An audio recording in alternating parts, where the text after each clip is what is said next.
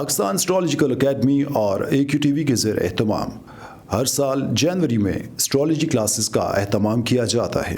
आप दुनिया भर में कहीं भी मुकीम हो, इन एस्ट्रोलॉजी क्लासेस का हिस्सा बन सकते हैं। AQ जेमस्टोन्स असली, मुस्तनद और मयारी जेमस्टोन्स का बाएतमाद इदारा, दुनिया भर में आपके डोर स्टेप पर। AQ gemstones.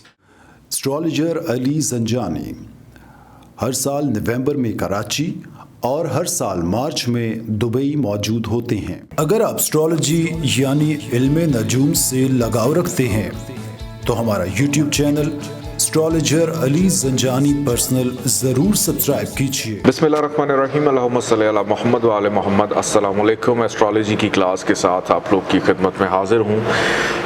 आज की हमारी जो क्लास है वो बड़ी इम्पोर्टेंट क्लास भी है और बड़ी अहम क्लास भी है। आप लोगों ने अभी तक नक्षत्रास जो हैं वो पढ़ा है, फिर उसके बाद दशा भी आप लोग पढ़ चुके हैं। दशा सिस्टम जो है कि किस प्लैनेट की कितने साल की दशा होती है, उसको किस तरह से कैलकुलेट किया जाता है और उसके किस तरह से इम्पैक्ट होते हैं। आज की क्लास अगर मैं पहले नक्षत्र से पहले आप लोगों को करवा देता तो मे भी शायद बहुत सारी ऐसी चीज़ें थी जो आप लोगों के जहन में ही ना आती, समझ ही ना आती, आप लोग उस अंदाज से उसको अंडरस्टैंड ना कर पाते।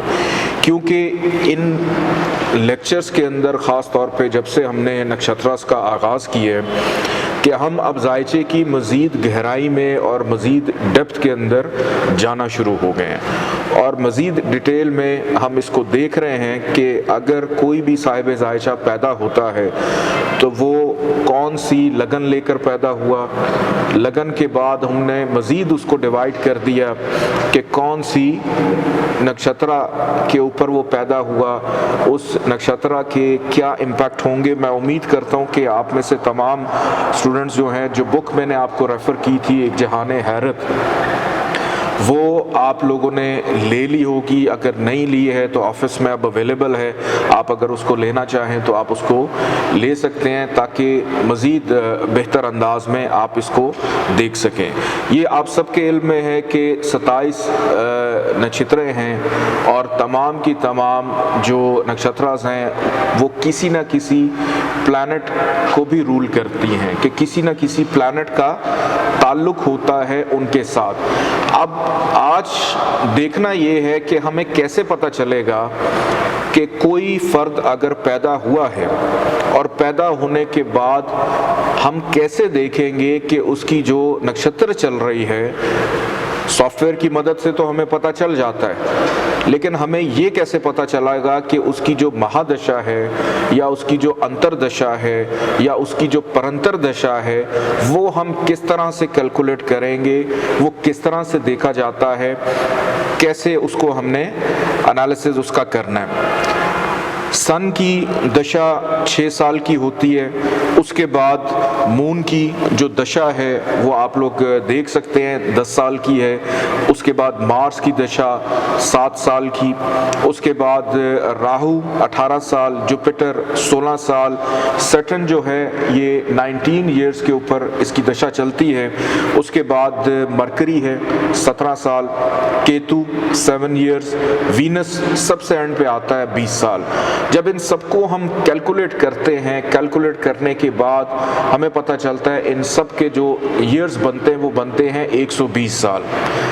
जब हम इन तमाम दशास के जो प्लैनेट्स की चलती हैं उनको जब हम प्लस करते हैं तो इसके बनते हैं 120 साल। इसको आप नोट कर लें क्योंकि ये जो 120 है ये बड़ा इम्पॉर्टेंट है। जब हम अंतरदशा निकालेंगे और जब हम प्रयंतर दशा को निकालेंगे तो उसके अंदर हमारी ये जो कैलकुलेशन है ये बहुत ज़्यादा अहमियत का रोल प्ले करेगी, क्योंकि हमने जायचे को अब मज़ीद डिटेल में और मज़ीद डेप्थ में जाकर देखना है, मज़ीद गहराई में जाकर देखना है कि अगर आप किसी का जायचा देखते हैं और जायचा देखने के बाद आपके जहन में कुछ भी आता है तो आपने उसकी मज़ीद गहराई में जाना है।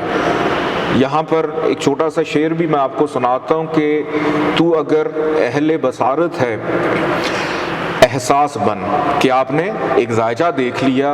अब कोई भी जो क्लाइंट आता है, आपने सिर्फ उसकी बातों का जो एनालिसिस है वो किसी हमदर्दी की बेस पे नहीं करना।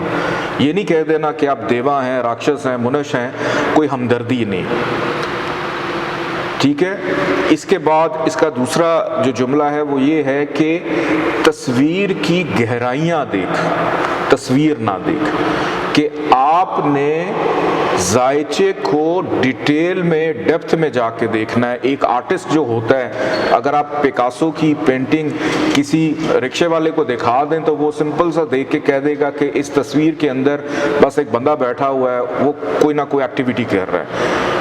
लेकिन जो फाइन आर्टिस्ट होता है उसको पता होता है कि इसने कौन सी स्ट्रोक कहाँ पर लगाई है, कौन से पेंट्स यूज कर रहा है, ऑयल पेंट है, वाटर पेंट है, किस तरह से वो उसको देख रहा है। तो यही काम आप लोगों का भी है कि आपने अपने क्लाइंट का सिर्फ हमदर्दी की बिना के ऊपर, कि आपका रिश्तेदार है, आपका दोस्त है, बहन भाई हैं, पेरेंट्स हैं, कोई भी है, तो आपने उसको जो भी एनालिसिस देना है अपने कुलिये कायदे के मुताबिक ही अपना एनालिसिस देना है।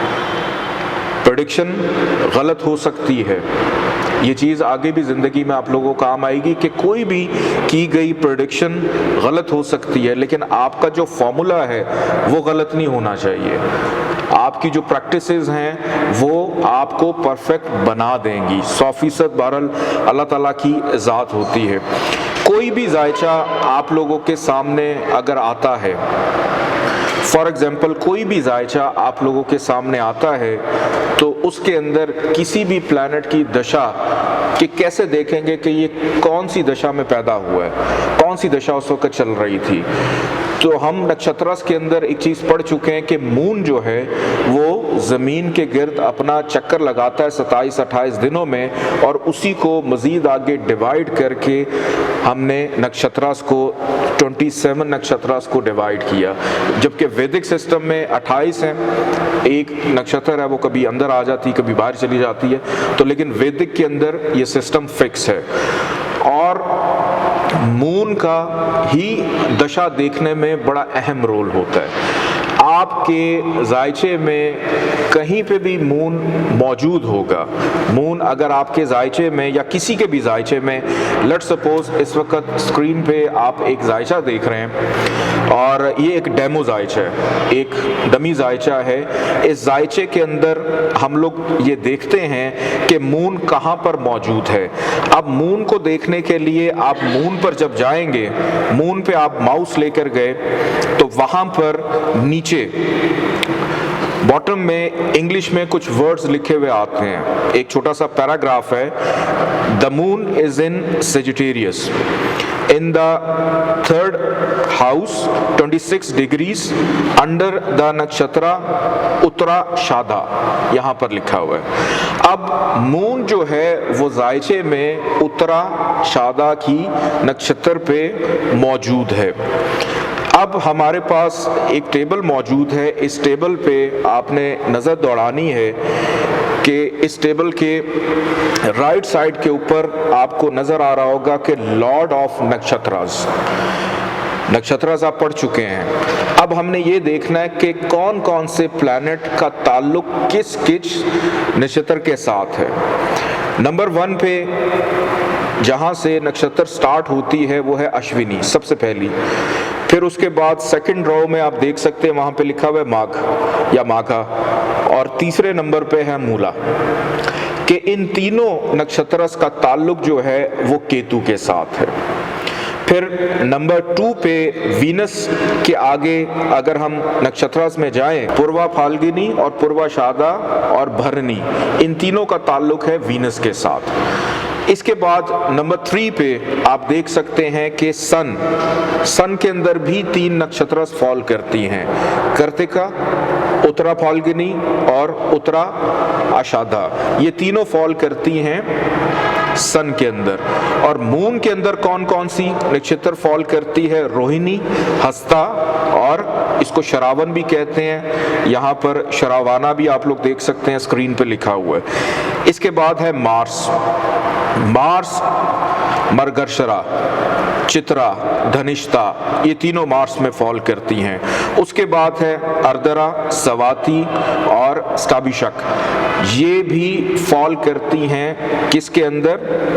राहु में। जुपिटर के अंदर जो नक्षत्र फॉल करती हैं पूर्णा, वासु, विशाखा, पूर्वा, भद्र, ये जुपिटर में फॉल करती हैं। सैटर्न में जो फॉल करती हैं वो है पुष्या, अनुराधा, उत्तरा भाद्रा।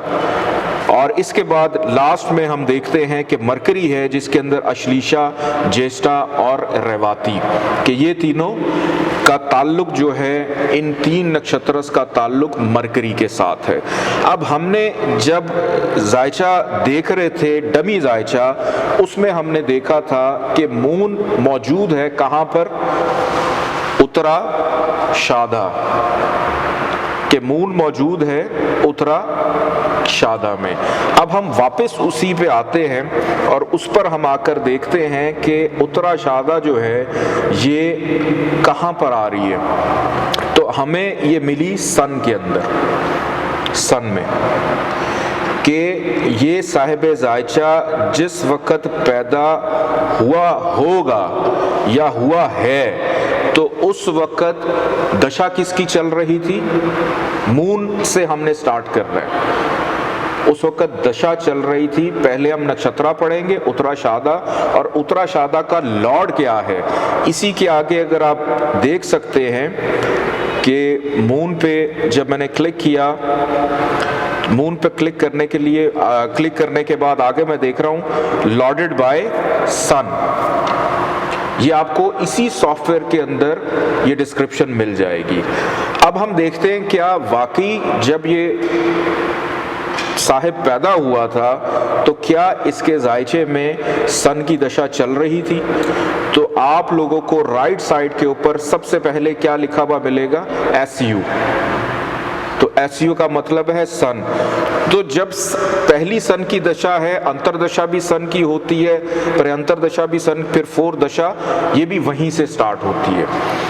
तो इस तरह से हम लोग देखते हैं। आप अगर अपने बारे में जानना चाहें या किसी का भी जायचा बनाते हैं, सॉफ्टवेयर आपको सब कुछ बता तो देगा। आप देखना कहाँ पे है, जिस भी प्लैनेट को आपने देखना है कि वो किस नक्षत्र पर मौजूद है और उसका जो लॉर्ड है किसकी दशा वहाँ पे चल रही होगी, तो फौरी तौर पे मून रूल करता है हर इंसान के जायचे में उसकी दशा के इब्तदा होने को, कि जब आप पैदा हुए। अब यही मून, हम इसका थोड़ा सा टाइम चेंज कर देते हैं, हम इस मून का टाइम चेंज कर देते हैं, बल्कि हम डेट ही चेंज कर देते हैं। हम इसको ले जाते हैं 25 जनवरी 2022 के ऊपर। अब यहाँ पे आप देख सकते हैं स्क्रीन पे कि मून चला गया लगन में। मून कहाँ पर चला गया? लगन में। अब मून के ऊपर जब मैं माउस लेकर जाता हूँ तो मुझे ये पता चलता है कि मून की जो नक्षत्र बन रही है कि मून बैठा है चित्रा में और लॉर्डेड बाय मार्स, कि मार्स जो है इसको देख रहा है। अब हम आते हैं यहाँ पे और यहाँ पे हम देखते हैं चित्रा, कि आपको यहाँ पर ये चित्रा नजर आ रहा है और चित्रा फॉल करता है मार्स के अंदर, कि जब ये साहिब जायचा पैदा हुआ है 25 जनवरी पे, तो इसकी जो पहली महादशा होगी, फर्स्ट महादशा, ये चल रही है किसकी? मार्स की। अब मार्स की जो महादशा होती है ये होती है 7 साल। अब 7 साल के बाद किसकी महादशा आगे शुरू हो जाएगी? ऑटोमेटिकली राहु की। अब आपने उसको ये प्रेडिक्ट करना है कि आप उसके जायचे में मार्स जहां पर भी मौजूद है, मार्स लेट सपोज इस जायचे में 3rd हाउस में है, आप देख सकते हैं कि 3rd हाउस में इस वक्त मार्स है, और उसके अकॉर्डिंगली आप उसको प्रेडिक्ट करेंगे कि जब ये बच्चा पैदा हुआ था, हो सकता है इसको कोई सांस की, चेस्ट की कोई इस किस्म की प्रॉब्लम हो सकती है, या बचपन में ही चूंकि फजूल की मेहनत का घर है तो बच्चा थोड़ा सा अग्रेसिव भी हो सकता है।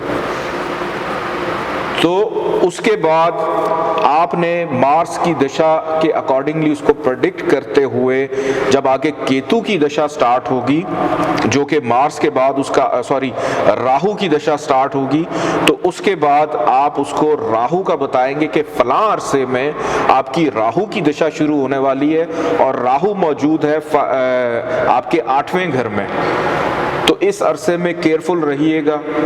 ड्राइविंग के दौरान हादसात हो सकते हैं, विरासती मामलात सर उठा सकते हैं, हर्डल्स मुश्किलात का आगाज हो जाएगा। और राहु जिस जिस घर पे नजर डाल रहा होगा उस घर के ऊपर आप थोड़ा सा केयरफुल रहें। अब यहाँ पे हमने ये देखना है कि राहु कौन कौन से घर पे नजर डालता है। अगर आप इसी सॉफ्टवेयर के अंदर सिर्फ राहु पे माउस ले जाएं और उसको क्लिक कर दें, यहां पर जैसे अभी मून पे मैंने क्लिक किया तो उसके बिल्कुल सामने 7th हाउस ब्लिंक हो रहा है, फिर उसके बाद 10th हाउस ब्लिंक हो रहा है। मैं फिर से क्लिक करता हूँ। 7th हाउस पे ब्लिंक होने का मतलब ये है, जो पहला ब्लिंक है कि मून 7वें घर को देख रहा है, और दूसरा जो ब्लिंक है 10th हाउस का, उसका मतलब ये है कि इस घर से इसका ताल्लुक है। अगर हम किसी और प्लैनेट के ऊपर नजर डालते हैं, वीनस पे मैंने क्लिक किया कि वो नजर डाल रहा है 7th हाउस में, और अब ब्लिंक हो रहा है कि किन किन घरों से उसका ताल्लुक है। कई दफ़ा इंसान जल्दी जल्दी में भूल जाता है ना, नहीं याद रहता कि मैं कैसे देखूं। अब ज़ुहल है, अब ज़ुहल 3री 10वीं और 7वीं नज़र कहाँ कहाँ पे डाल रहा है और किन किन घरों से आया है, तो ये आप इजीली यहाँ पर भी देख सकते हैं। अब ये तो हमने देख लिया कि हमने महादशा कि कैसे हम देखेंगे किस महादशा में वो पैदा हुआ और किस तरह से उसका आगाज हुआ जिंदगी का। अब दूसरे नंबर के ऊपर महादशा को किस तरह से कैलकुलेट करना है, इस पे हम डिस्कस कर चुके हैं। अब आज हम इसके ऊपर थोड़ा सा फोकस करेंगे कि अगर हम ये देखें कि किसी महादशा के अंदर अगर अंतरदशा चल रही है या प्रयंतर दशा चल रही है, उनका कितना ड्यूरेशन होता है। सन का ड्यूरेशन है 7 साल का, वीनस का ड्यूरेशन है 20 साल का। अब आपने ये देखना है कि अगर सन के अंदर वीनस की अंतरदशा चल रही है, अंतरदशा को हम कहाँ से देखते हैं सॉफ्टवेयर के अंदर, मैं आपको बता देता हूँ कि ये जो सेकंड आपका कॉलम है ये अंतरदशा है, ये जो थर्ड आपका कॉलम है ये प्रयंतर दशा का है। तो यहाँ से आप इसको देखते हैं। अब हमने कैलकुलेट ये करना है कि महादशा तो हमने देख ली, अब वो पूरे के पूरे 6 साल बंदा एक जैसे काम तो नहीं करता। अब उसके लाइफ में, उसके मिजाज में मुख्तलिफ चीज़ों में वेरिएशंस आते हैं, उसकी सोच बदलती है, उसकी ग्रोथ बदलती है, वो कभी वीक हो जाता है, कभी कमज़ोर हो जाता है, कभी गिरता है, कभी संभलता है, फिर उसके बाद वो आगे अपनी ज़िंदगी का आगाज़ करता है। तो प्रयंतर दशा और अंतरदशा इनको कैसे कैलकुलेट किया जाता है। फॉर एग्जाम्पल आपके सामने स्क्रीन पे आप देख रहे हैं कि अंतरा दशा लिखा हुआ है और इसके अंदर 120 ईयर्स के तमाम दशा की जो टोटल एज है वो सब की मिलाएं कैलकुलेट करें तो बनता है 120 साल बनते हैं। और हमने ये देखना है कि सन के अंदर अगर वीनस की अंतरदशा चलती है तो उसका कितना अरसा होगा। हमने ये देखना है कि सन के अंदर अगर वीनस की दशा अंतरदशा चलती है तो वो कितने साल के ऊपर मुहित होगी या कितना उसका ड्यूरेशन होगा, महीनों में, दिनों में कितना होगा। तो हम सबसे पहले लेंगे सन को, जो कि आपकी मेन महादशा है, कि 120 साल टोटल थे, उसमें से 6 साल का अरसा सन के पास है। उसको हम डिवाइड करते हैं 120 से। 6 को, सन का पीरियड को हम डिवाइड करेंगे 120 से। 120 से डिवाइड करने के बाद जो भी उसकी रेशियो आएगी, जो कि गालबन 0.05 शायद आती है, उसको हम मल्टीप्लाई कर देंगे कि हमने ये देखना है कि सन में वीनस का अरसा कितना। तो वीनस की कुल महादशा होती 20 साल की, तो हम 20 के साथ जब 0.05 को मल्टीप्लाई करेंगे तो जो फिगर आती है वो 1 की आती कि सन के अंदर वीनस की जो अंतरदशा चलती है उसका दौरानिया होता है 1 साल 12 महीने। और इसके बाद अब हमने ये देखना है कि जो थर्ड दशा है उसका दौरानिया कितना होता है, कि हम अगर ये देखें कि अगर प्रयंतर दशा आ जाती है, सन के अंदर वीनस की थर्ड दशा स्टार्ट हो जाती है, तो उसको हमने कैसे कैलकुलेट करना है। अब हमारे पास अंतरदशा का एक आ गया साल 1, उस 1 को हम वीनस के जो 20 साल थे उससे हम डिवाइड करेंगे। डिवाइड करने के बाद जो 365 दिन होते हैं साल के, उसमें से हम सिर्फ 360 लेते हैं। 360 को मल्टीप्लाई कर देंगे तो थर्ड जो दशा निकलेगी प्रयंतर दशा वो होगी 18 दिनों की। इसी तरह आप किसी भी और प्लैनेट को कैलकुलेट करते हैं, फॉर एग्जांपल अगर आपने सन में मार्स की दशा देखनी है कि अंतरदशा जो है वो कितने साल की होगी, तो मैं एक जल्दी से क्विक एनालिसिस आपको करके बता देता हूँ। सन है 6 साल के ऊपर और मार्स है 7 ईयर्स के ऊपर। ठीक है, सन को हमने डिवाइड किया 120 के साथ, तो हमारे पास फिगर आ गई 0.05 मल्टीप्लाई बाय हम इसको कर देंगे 7, तो हमारे पास जो अमाउंट आ जाती है वो है 0.35। तो यहाँ पे 0.35, अब 0.35 को हम मल्टीप्लाई करेंगे 12 के साथ जो कि साल के 12 महीने हैं, तो हमारे पास फिगर आती है 4.2, कि इसका मतलब है कि अगर शम्स की महादशा है और उसके अंदर मार्स की अंतरदशा चल रही है तो वो 4 महीने और को लगभग 2 से 3 दिन के ऊपर उसका ड्यूरेशन होगा। और इसी तरह अगर हमने प्रयंतर दशा देखनी है किसी भी और की, तो यही बेसिक फार्मूला है। वैसे इसके 2-3 फार्मूलाज हैं इसको कैलकुलेट करने के, लेकिन आप लोगों को मैंने एक क्विक एनालिसिस देते हुए एक मुख्तसर, सिंपल और इजी सा बताया है कि अगर आप महादशा देख रहे हैं और उसके अंदर अंतरदशा को देखना है, उसका ड्यूरेशन कितना है, उसके बाद आप इसकी प्रयंतर दशा को देख रहे हैं और मज़ीद उसको आगे अगर आपने डिवाइड करना है, तो इसी तरह से ये फार्मूला जो है वो चलता रहता है। और आज की जो हमारी क्लास है इसके अंदर ये बड़ा इम्पोर्टेंट हमारा आज का टॉपिक है, क्योंकि अगर आप किसी का भी जायचा बनाते हैं, जायचा बनाने के बाद आपने सिर्फ ये नहीं देखना कि उसका असेंडेंट क्या है, उसके जायचे में कितने शर्फ हबूत लगे हुए हैं, उसके जायचे में कौन सा योग लगा हुआ है, उसके जायचे में कौन सा दोष लगा हुआ है, इन चीज़ों के साथ साथ आपने नक्षत्रस को भी देखना है कि साहिब जायचा क्या लेकर पैदा हुआ है। आप जो बुक है जहान हैरत उसको आप डिटेल से स्टडी करें, उसके अंदर आपको तमाम नक्षत्रास के ऊपर 4 to 5 पेजेस में बड़ा डिटेल में एनालिसिस जो है वो मिल जाएगा। और उसके बाद सबसे इम्पॉर्टेंट चीज़ कि आज आप लोगों ने जो सीखा है कि दशा सिस्टम, कि दशा का आगाज़ कैसे होगा।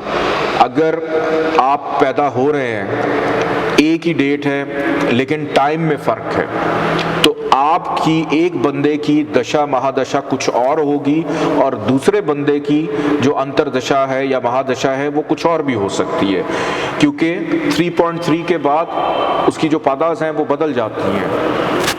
नक्षत्रास जो हैं वो 13.2 हमने कैलकुलेट किया था, तो मिजाज बदल जाते हैं। जैसे 2 ट्विन्स होते हैं कि अगर उन दोनों के पैदा होने में आधे घंटे का भी इवन फ़र्क हो या 15 मिनट का भी फ़र्क हो, तो उसके अंदर भी मिजाज बदल जाते हैं। क्यों? क्योंकि डिग्री हमें ये बताएगी कि उसकी डिग्री एग्जैक्टली किस नक्षत्र पे थी, कौन से वो प्लैनेट्स लेकर पैदा हुआ है और उस नक्षत्र का लॉर्ड क्या था। हो सकता है एक का मिजाज सन वाला हो, दूसरे का मिजाज जो है वो मार्स वाला हो, या उससे आगे जो दशा चल रही है वो केतु की चल रही है कि जिस नक्षत्र में वो पैदा हुआ है उसका लॉर्ड प्लैनेट जो है वो केतु है, राहु है, मून है। कुछ ऐसे मैंने लोग भी देखे हैं कि जिनके अंदर असेंडेंट उनका लियो होता है लेकिन उनके अंदर घबराहट बहुत ज़्यादा होती है। वो ऐसी नक्षत्र पे पैदा हो जाते हैं, उस नक्षत्र का जो लॉर्ड है वो मून होता है, सेंसिटिविटी उनमें ज़्यादा पाई जाती है। कुछ ऐसे मैंने देखे हैं कि जो कैंसर असेंडेंट वाले होते हैं लेकिन बड़े बोल्ड, बड़ा कॉन्फिडेंट होता है उनमें। हो सकता है कि वो सन या मार्स की या सैटर्न की कोई नक्षत्र लेकर बैठे हों, उसमें से फिर आगे फर्दर उसकी डिवीज़न देवा, मनुष्य, राक्षस। तो इस तरह से जायचे की मज़ीद डेप्थ में जाकर, मज़ीद डिटेल में जाके आपने इसको देखना है। आज आप लोगों के लिए टिप ऑफ द डे मैं देता चलूँ।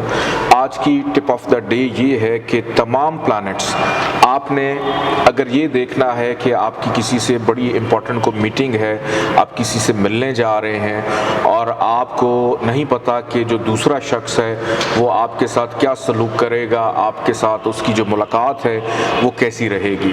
अगर तो किसी से को प्यार मोहब्बत की बात करना चाह रहे हैं तो हमेशा कोशिश करें कि वीनस की जो पूरे दिन में टाइम चल रहा होता है, आप लोगों के मोबाइल फ़ोन्स के अंदर 24 घंटे के हिसाब से एक एप्लीकेशन निकल आती है प्लानिटरी टाइम्स के हवाले से। तो उसमें अगर किसी से प्यार मोहब्बत की बात करनी है तो वीनस के टाइम का हमेशा इंतखाब करना चाहिए, या वीनस से रिलेटेड जो कलर्स हैं वो आप इस्तेमाल करें, या वीनस से रिलेटेड जो गिफ्ट्स होते हैं, परफ्यूम हैं, अगर आप वो तोहफे में दें तो आपकी बात बन सकती है। लेकिन अगर किसी के साथ को बड़ी बहस व मुबाहिसे वाली बात है, बड़ी कुछ दलीलें देनी हैं, देन आप मरकरी के टाइम का इंतखाब करें और हो सके तो ग्रीन कलर पहन के चले जाएं, और कोई ऐसी चीज़ जिसका ताल्लुक मरकरी के साथ हो उसको आप अपने कॉलर में, कोट में, कहीं पे भी अपने मोबाइल की केसिंग या कोई ऐसा कलर जिसका ग्रीन कलर आप अपने साथ रखें तो आपकी बातचीत बन सकती है। लेकिन अगर किसी से लड़ने जाना हो तो कोशिश करें कि उस दिन सुर्ख रंग ना आपने पहना हो, वरना मार भी पड़ सकती है। चूँकि मार्स है, मार भी पड़ेगी। और एक चीज़ बड़ी अहम मैं बताता चलूँ कि अक्सर लोग ये कहते हैं कि हमने किसी चीज़ का आगाज़ करना है, उसकी इब्तदा करनी है। तो जब भी कोई नया काम शुरू करना हो और आपको नहीं समझ आ रही कि टाइम क्या है, जायचा क्या है, तो कोशिश किया करें कि जो सन है इसका बड़ा अमल दखल होता है किसी भी चीज़ की इब्तदा के साथ। आपने पहल करनी है, किसी से कुछ कहना है, कोई नया काम शुरू करना है, तो अगर सन के टाइम पे आप उसका आगाज़ करेंगे या कोई गोल्डन कलर, येलो कलर आप यूज़ करते हैं तो ये भी आपके लिए बेनिफिशियल रहेगा। अपना बहुत सारा ख्याल रखिए। अल्लाह हाफ़िज़।